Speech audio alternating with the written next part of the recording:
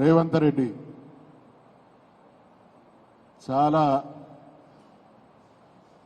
ఒక ముఖ్యమంత్రి స్థాయిని విస్మరించి వింతగా విచిత్రంగా తెలంగాణ గౌరవాన్ని దిగజార్చే విధంగా వ్యవహరిస్తూ ఉన్నారు. కళ్ళు దాగిన కోతిలాగా చిందులేస్తూ ఉన్నాడు. అది ప్రజాక్షేత్రంలో బహిరంగ సభ పెట్టిన, శాసనసభ శాసన మండలి సమావేశాల్లో మాట్లాడినా, వేరే ఇతర రాష్ట్రాలకు పోయినటువంటి సందర్భంలో ఎక్కడ కూడా ఒక ముఖ్యమంత్రి స్థాయి పరివర్తన, ఒక ముఖ్యమంత్రి స్థాయి అవగాహన, ఒక ముఖ్యమంత్రి స్థాయి హుందాతనం అంటే ఈ తేడాను సభ్య సమాజం గమనిస్తూ ఉన్నది. కేసీఆర్ గారు ఉద్యమ నాయకుడిగా ఉన్న రోజులు కావచ్చు, కేసీఆర్ గారు ముఖ్యమంత్రిగా కొనసాగినటువంటి రోజులలో తెలంగాణ అంటే యావత్ దేశంలో ఒక గౌరవం, ఒక విశ్వాసం. ఇవాళ అటువంటిది తెలంగాణను అన్ని రకాలుగా అబాసుపాలు చేసి తెలంగాణ భవిష్యత్తును అగమ్య గోచరం చేస్తున్నటువంటి అర్భకుడు రేవంత్ రెడ్డి అనేటువంటి విషయం మీ ద్వారా నేను మనవి చేస్తా ఉన్నా. కేరళ ఎన్నికల సందర్భంగా మనమందరం రామాయణ మహాభారతాలను చదివినాం, విన్నాం. ఒక సామెత ఉంది, హనుమంతుని ముందు కోతి కుప్పి గంతులు వేసినట్టు. ఎక్కడి పినరై విజయన్, ఎక్కడి రేవంత్ రెడ్డి. ఈయన ఆయనకు రాజకీయపరమైనటువంటి పాఠాలు, పాలనాపరమైనటువంటి అనుభవాలు చెప్పేటువంటి ప్రయత్నం చేయడం అనంటే చాలా వెకిలి ప్రయత్నం చేయడం అవుతుంది. దాని రాజకీయాల్లో పరిణతి ఉండి, అవగాహన ఉండి, దేశంలోనే అత్యంత అధిక లిటరసీ ఉన్నటువంటి రాష్ట్రం. బహుశా కేరళ రాష్ట్రంలో రేవంత్ రెడ్డి కంటే సగానికంటే ఎక్కువ మంది ఎక్కువ చదువుకున్న వాళ్ళు ఉన్నట్టు. మరి అటువంటి కాడ ఈయన ఎంత జాగ్రత్తగా మాట్లాడాలి.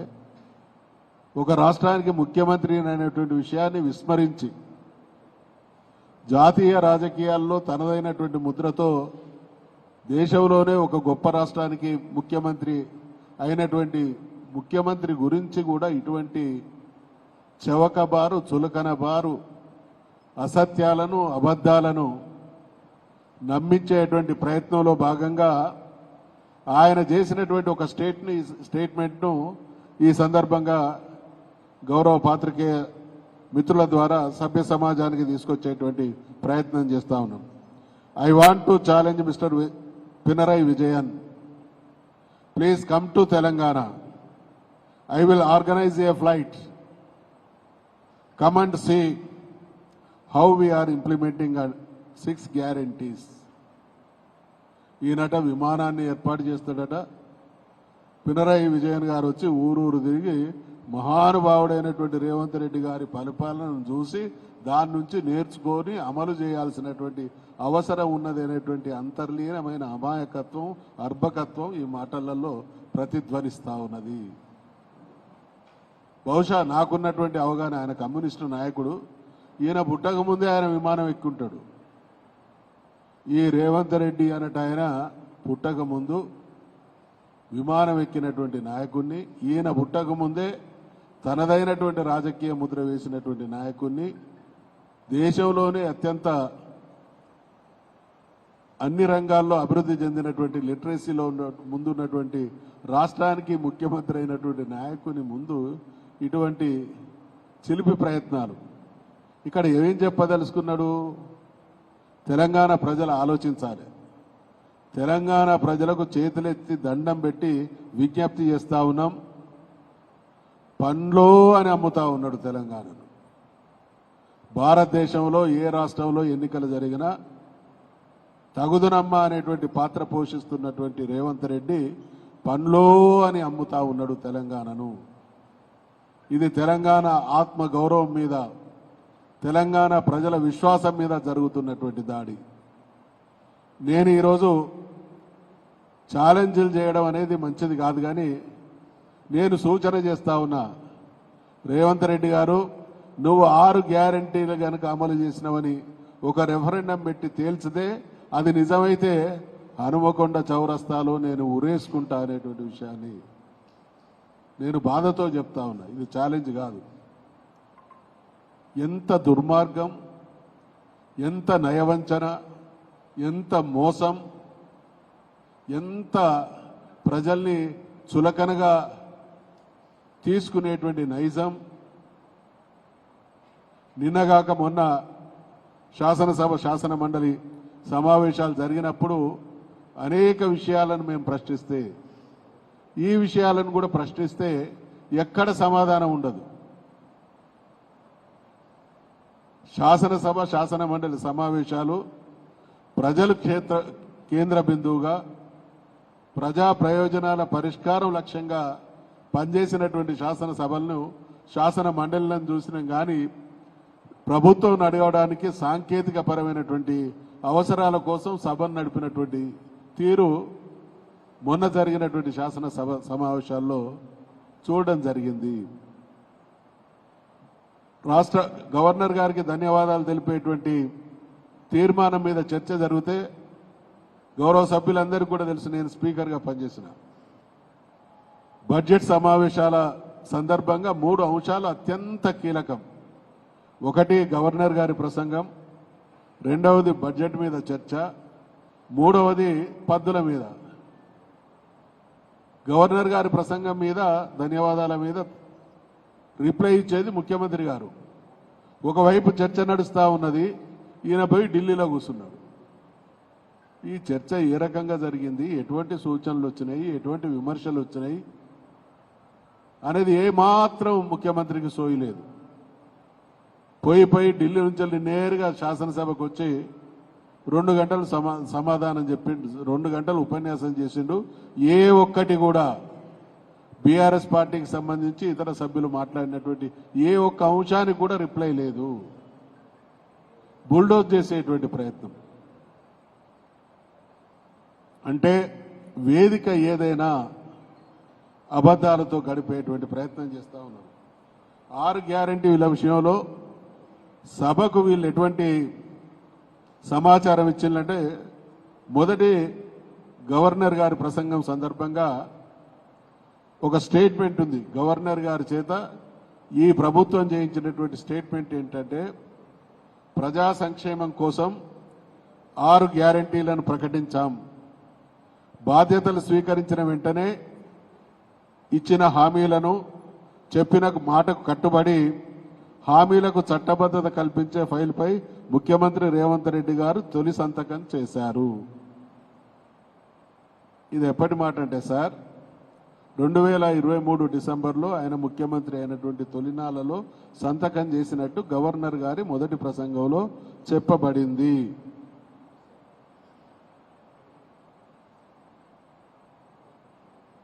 మరి గవర్నర్ గారితో చెప్పించిన మాట చట్టబద్ధత కల్పించే ఫైలుపై సంతకం చేశారని అన్నారు కదా. 100 రోజుల్లో కూడా కొన్ని హామీలను అమలు చేస్తామన్నారు. కానీ ఇప్పటి వరకు ఏదైతే మొదటి సమావేశంలోనూ సంతకం చేసి చట్టబద్ధత తీసుకొస్తామన్నారో ఇప్పటి వరకు చట్టబద్ధత కాలే. ఇది చట్టసభను కూడా మోసం చేయడం, చట్టసభలో కూడా అవాస్తవాలు చెప్పడం.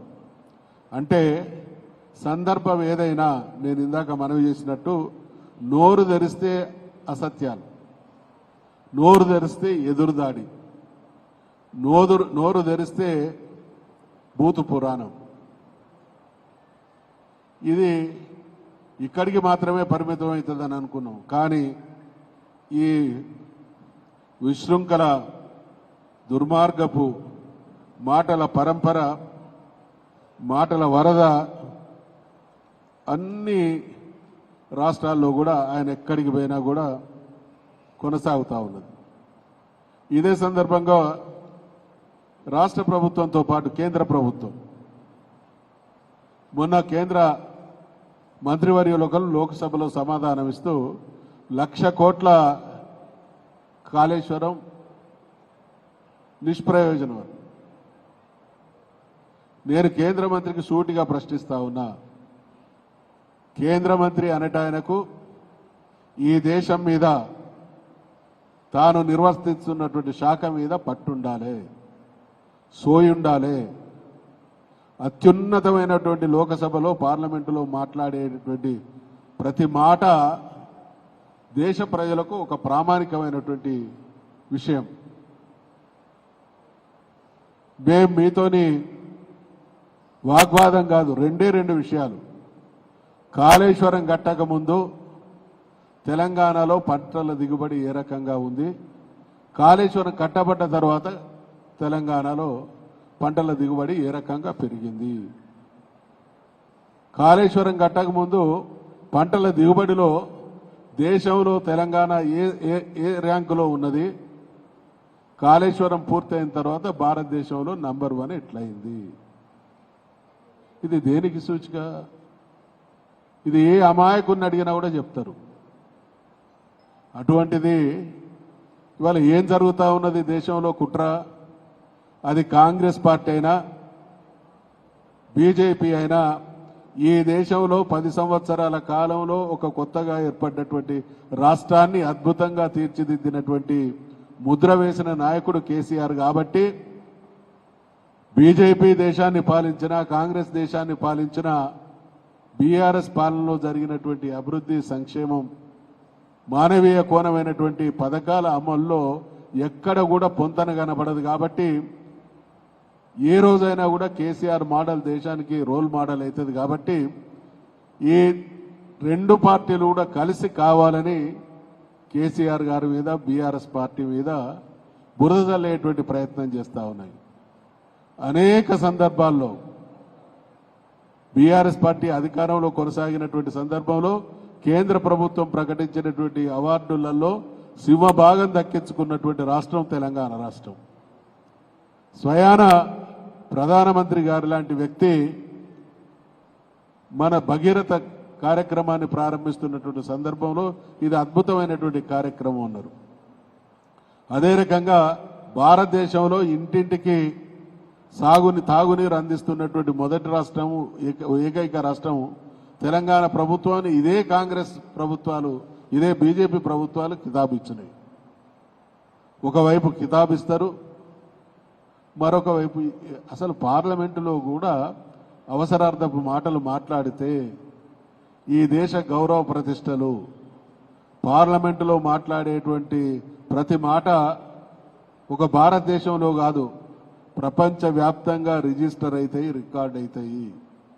ఇక్కడ ఉండేటువంటి రాజకీయ నాయకుల పరిణతి, ఇక్కడ ఉండేటువంటి నాయకుల రాజకీయ పరమైనటువంటి నిబద్ధత, దేశ ప్రజల విషయంలో వీళ్ళు ఎంత చిత్తశుద్ధితో ఉన్నారు, దేశ ప్రజల పట్ల వీళ్ళు ఎంతటువంటి ద్రోహం చేయడానికి కూడా వెనుకాడరు అనేటువంటి అంచనాలు కూడా వేసేటువంటి అవకాశం ఉంటుంది. కాబట్టి మేము మా బాధను, ఎందుకంటే తెలంగాణ ఉద్యమకారులుగా, తెలంగాణ సాధనలో భాగస్వాములుగా, కరెంటు లేని, రోడ్లు లేని, సాగునీరు లేని, తాగునీరు లేని, వైద్య సదుపాయాలు లేని తెలంగాణలో పుట్టి ఈ తెలంగాణ అన్ని రకాలుగా ఎప్పుడు ముందుంటుంది అనేటువంటి ఆశతో బతికి అటువంటి అవకాశం వచ్చినప్పుడు చారిత్రక పాత్ర పోషించినటువంటి వ్యక్తులుగా ఒకరిగా ఉండి అవన్నీ సాకారమైన తర్వాత మళ్ళీ అధోగతి పాలయ్యేటువంటి దుస్థితిని చూసి తట్టుకోలేక ఇది ఆవేదనతో కూడినటువంటి విషయాలే తప్ప లేకుంటే ఎవరి మీదనూ బురద చల్లడం కాదు. మొన్న గనక ఏ సభలోనైతే ఈ స్టేట్మెంట్ ఇవ్వడం జరిగిందో లోకసభలో గనక ఖచ్చితంగా బీఆర్ఎస్ పార్టీ గౌరవ ఎంపీలు ఉంటే సీన్ మరో రకంగా ఉండేది. కానీ కుమ్ముక్కైనటువంటి ఇద్దరు ఈ రాష్ట్రం నుంచి మంత్రులుగా ఉన్నటువంటి కేంద్ర స్థాయిలో ఉన్నవాళ్ళు, ఈ రాష్ట్రంలో నుంచి 2 పార్టీల తరఫున ఎంపీలుగా ఉన్న వాళ్ళు కూడా రాష్ట్ర గౌరవం కోసం కాకుండా వాళ్ళ రాజకీయ మనుగడ కోసం పాకులాడేటువంటి వాళ్ళ కుచిత మనస్తత్వానికి జరిగినటువంటి చర్చల సారాంశమే కారణం. కాబట్టి దాన్ని కూడా తీవ్రంగా ఖండిస్తూ ఉన్నాం. అదేవిధంగా గజ్వేల్ ఆఫీసు మీద దాడి జరిగింది, తీవ్రంగా ఖండిస్తూ ఉన్నాం. బీఆర్ఎస్ పార్టీ ఈ రోజు ఉన్నటువంటి కాంగ్రెస్ పార్టీ నాయకుల్లాగా గాలివాటంగా ఎదిగొచ్చినటువంటి నాయకులు కాదు. ఇక్కడ ఒక వినయ భాస్కర్ను చూసినా, సమ్మారావును చూసినా, మధుసూనాచార్యని చూసినా, మా పులిని చూసినా, లేకపోతే మా జనార్దన్ చూసినా నికార్సైనటువంటి ఉద్యమకారులం. ఇక తాత కంటే ముసలోళ్ళు ఎవరు ఉండరు, కానీ ఇది మంచి పద్ధతి కాదు. ఫోటో పెట్టలేదు. రాహుల్ గాంధీ గారు ఈరోజు మోడీ గారి ఫోటో పెడుతున్నారా?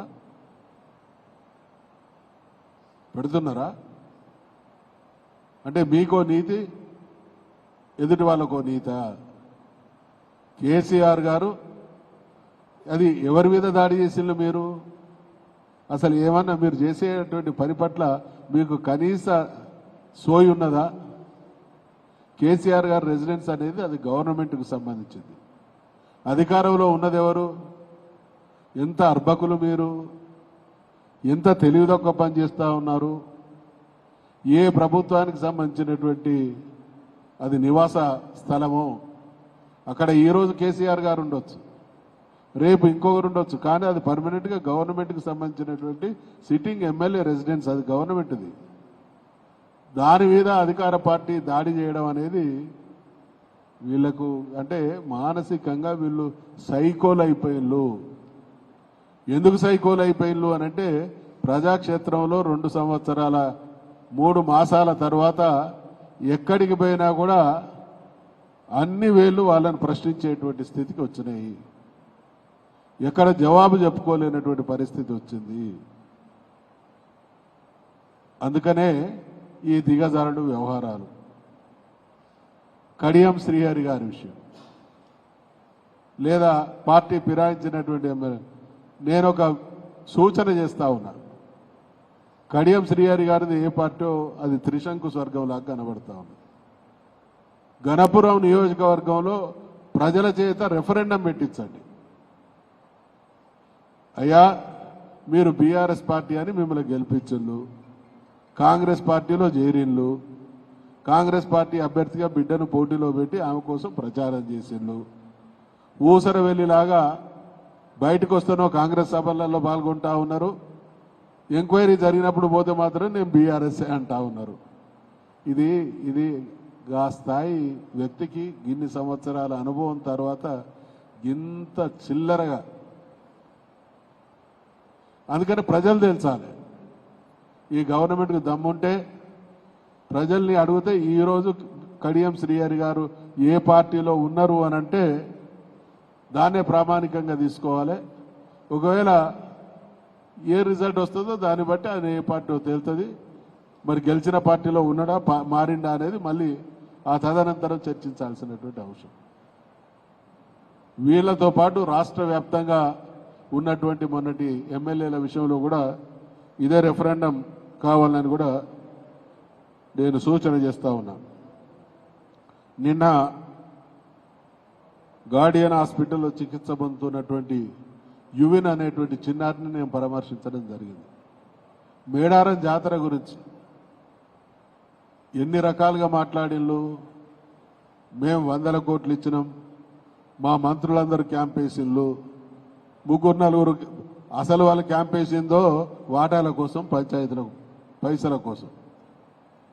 ప్రభుత్వం చెప్పిందో మెరుగైనటువంటి సౌకర్యాల కోసం అన్నారు. స్వయంగా ముఖ్యమంత్రి గారు వచ్చి ఇక అసలు కుంభమేళాను మరిపిస్తాం, తలపిస్తామని అక్కడ క్యాబినెట్ మీటింగ్ పెట్టి. ఎంత ఘోరమైనటువంటి వైఫల్యాలు, ఎంత నాసిరకం పనులు. ముఖ్యమంత్రితో సహా మంత్రులందరూ కూడా మేడారంలో కూర్చున్నది జరిగిన పనులలో వాటాల లెక్క తెలుసుకోవడం తప్ప, దానికోసం తప్ప భక్తులకు సౌకర్యాల విషయంలో కాదు. ఒకవేళ భక్తుల సౌకర్యాల విషయంలోనైతే ముఖ్యమంత్రి క్యాంప్ వేసినటువంటి ఏర్పాట్లలో 10 గంటలు 12 గంటల ట్రాఫిక్ జామ్ ఉంటుందా? నిన్న జరిగినటువంటి దుర్ఘటన మీ అందరికీ తెలుసు. 2 టన్నుల రాయి యువెన్ కాలు మీద పడితే ఆ కాలు పచ్చడైపోయింది, కాలును పాదం వరకు తీసేసి. అంటే ఇది ఒక ప్రమాదానికి సంకేతం. ఇవాళ జరిగింది కొద్ది మాత్రమే, నాసి రకం పనులు జరిగినాయి అనేటి జరుగుతున్నటువంటి వ్యవహారం చూస్తే స్పష్టమవుతా ఉన్నది. కాబట్టి ఖచ్చితంగా దాన్ని మళ్ళొక్కసారి దాని అంతా కూడా చెకప్ చేసి ముందు జాగ్రత్త చర్యలు తీసుకోవాలని, దీనికి బాధ్యులైనటువంటి వాళ్ళ మీద చర్యలు తీసుకోవాలని కూడా డిమాండ్ చేస్తూ ఉన్నాం.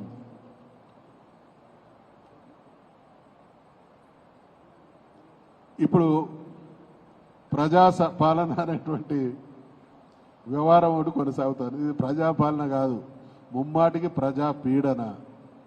ప్రజా పాలన కాదు, ప్రజా పీడన.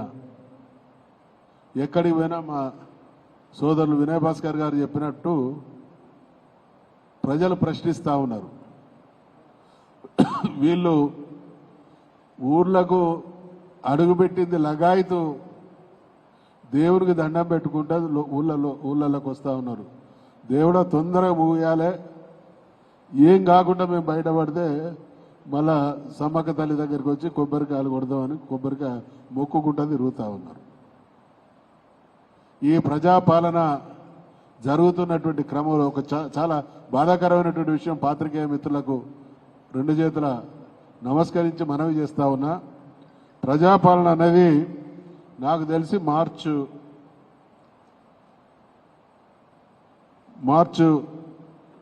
13న స్టార్ట్ అయింది. మార్చి 13న ప్రజాపాలన స్టార్ట్ అయింది.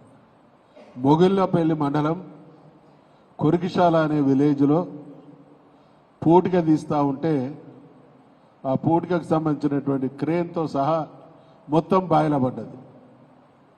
మొత్తం బాయిలో పడ్డది. స్పాట్ మీద 3 చనిపోయారు. ఈ రోజు వరకు ఒక్క అధికారి కూడా అక్కడికి పోయి పరామర్శించిన పాపాన పోలేదు.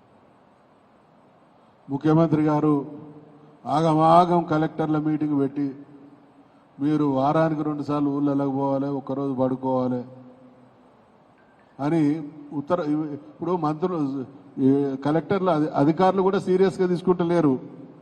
ఇవంతా మరో తుపాకి వెంకట్రాముడి మాటలు అనేది వాళ్ళకు కూడా అర్థమవుతాం. వీళ్ళు ఆచరణ సాధ్యంగానే హామీలు ఇచ్చింది కాబట్టి గ్రామాలకు పోతే మేము కూడా చీత్కారానికి లోనవుతామనేటువంటి అభద్రతలో అధికార వర్గం కూడా ఉన్నది. ఇవాళ 3 చనిపోయిన తర్వాత దయచేసి 3, ఒక ఆయన దేవారావు, ఒక ఆయన పైడయ్య, ఇంకొక అబ్బాయి పేరు అభిలాష్, 15-16 సంవత్సరాల పిల్లోడు ఎగ్జామ్ రాసి వస్తూ ఉంటే ఆ వెయిట్ తక్కువ ఉన్నది, దాని మీద నిల్చుంటే వెయిట్ బ్యాలెన్స్ అవుతుంది అనుకుంటే మొత్తం మెషిన్తో సహా క్రేన్తో సహా పడ్డది. ఎందుకు రైతు పూడిక తీయాల్సినటువంటి పరిస్థితి వచ్చింది అంటే భూగర్భ జలాలు అరిగంటినాయి కాబట్టి. మరి కేసీఆర్ గారి హయాంలో క్రేన్లు కనబడ్డాయా? భూగర్భ జలాలు అడిగంటిన సందర్భం ఉన్నదా? భూగర్భ జలాలు ఎందుకు అడిగంటినాయి? కాళేశ్వరంలో నీళ్లు నిల్వ లేకుండా చేసి వేరే ప్రాంతానికి కట్టబెట్టేటువంటి దుర్మార్గం కొనసాగి ఈ ప్రాంతంలో గ్రౌండ్ టేబుల్ తగ్గడానికి కారణమేంది. కాబట్టి ఇవన్నీ ఇంటర్లింక్డ్ వ్యవహారాలు. ప్రతి దాని వెనుక ప్రజాపాలన కాదు, ప్రజా పీడన, ప్రజలకు ద్రోహం చేసేటువంటి కార్యక్రమాల పరంపర కొనసాగుతూ ఉన్నది. ఇప్పుడు గ్యాస్ బ్లాక్లో 2,000 రూపాయలట. గౌరవ సభ్యులు కూడా గమనించుంటారు. గ్యాస్ కొరతదని ప్రైవేట్ హాస్టళ్ళు మూసివేస్తూ ఉన్నారు. వాళ్ళు ఒక పూట మెస్ బంద్ చేస్తూ ఉన్నారు. వీటన్నిటినీ సమీక్షించి జరుగుతున్నటువంటి లోపాలను సరిదిద్ది ఉన్నంతలో మెరుగైనటువంటి పాలన అందించేటువంటి బాధ్యతను పవిత్రంగా కొనసాగించాల్సినటువంటి ముఖ్యమంత్రి రాష్ట్రాన్ని, రాష్ట్ర ప్రయోజనాలను గాలికి వదిలేసి గాలిలో తిరగడం, గాలి మాటలు చెప్పడం, గాయి కావడం తప్ప మరోటి లేదు. ఈయన ముఖ్యమంత్రి గారైనటువంటి తొలినాళ్ళలో బహుశా మీరు తమరందరికీ కూడా తెలుసు, ఈ హాస్టళ్లలో నిరంతరం ఈ కల్తీ అంటే భోజనం వల్ల ప్రమాదాలు జరుగుతున్నాయనేటువంటి విషయంలో ఒక సమావేశం ఏర్పాటు చేసిండు. మంత్రి పొన్నం గారికి ఆ బాధ్యత అప్పచెప్పిళ్ళు. ఇక ముందు నుంచి జరగదని పొన్నం గారు 1-2 హాస్టల్ ఏదో ఇన్స్పెక్షన్కి పోయిండు, 1-2 చోట్ల భోజనం చేయడం నిద్రించడం జరిగింది. వీళ్ళు చేసిన తర్వాత అది డబుల్ అయినాయి. అప్పటి వరకు అప్పుడో ఇప్పుడో జరిగేది ఇప్పుడు రోజు నిత్యకృత్యంగా తెలంగాణలో సీరియళ్ల ధారావాహికలాగా ప్రతిరోజు ఎక్కడో ఒక చోట ఫుడ్ పాయిజనింగ్ జరగని రోజు అంటూ లేదు. నిన్న ఉమ్మడి ఆదిలాబాద్ జిల్లా పెంచికలపేట హాస్టల్లో జరిగింది. అంటే ఈ పాపాల ప్రభుత్వం వల్ల తెలంగాణ ప్రజలకు నిత్యం అవస్థలు ఎదురవుతా ఉన్నాయి. దీన్ని ఖచ్చితంగా మేము సూచన చేస్తూ ఉన్నాం, ఖండిస్తూ ఉన్నాం. అనేక వేదికలు, శాసనసభ వేదికగా, బహిరంగ సభల వేదికగా సందర్భం వచ్చినటువంటి ప్రతిసారి మేము బాధ్యతాయుతమైనటువంటి ప్రతిపక్షంగా ప్రభుత్వ దృష్టికి తీసుకొచ్చిన ప్రయత్నం, ప్రభుత్వంలో రావాల్సినటువంటి చలనం రావడం లేదు. తప్పకుండా వీళ్ళ దుర్మార్గాల్ని ప్రజాక్షేత్రంలో ఇంకా విస్తృతంగా ఎండగడతాం. జరుగుతున్నటువంటి కష్టాలకు, నష్టాలకు, అన్యాయానికి ప్రభుత్వాన్ని ముమ్మాటికి బాధ్యులను చేసి తీరుతాం. Thank you. ఇప్పుడు ఒక్క నిమిషం సమ్మారావు గారు.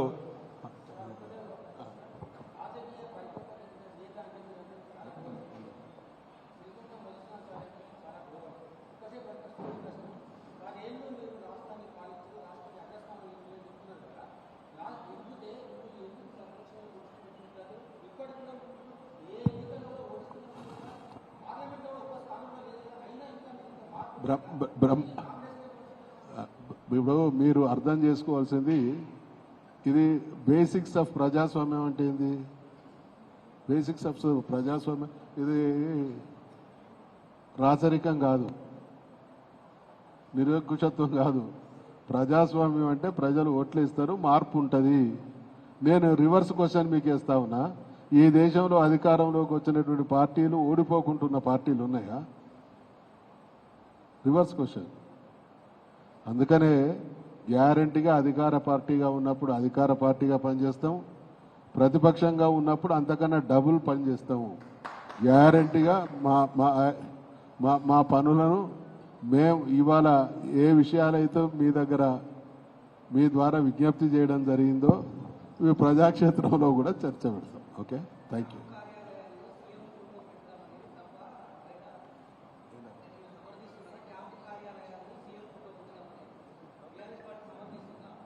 ఏంటి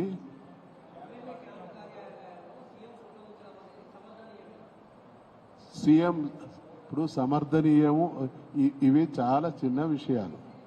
ఇది ఎదుటి వాళ్ళ విచక్షణకు సంబంధించినటువంటి విషయం.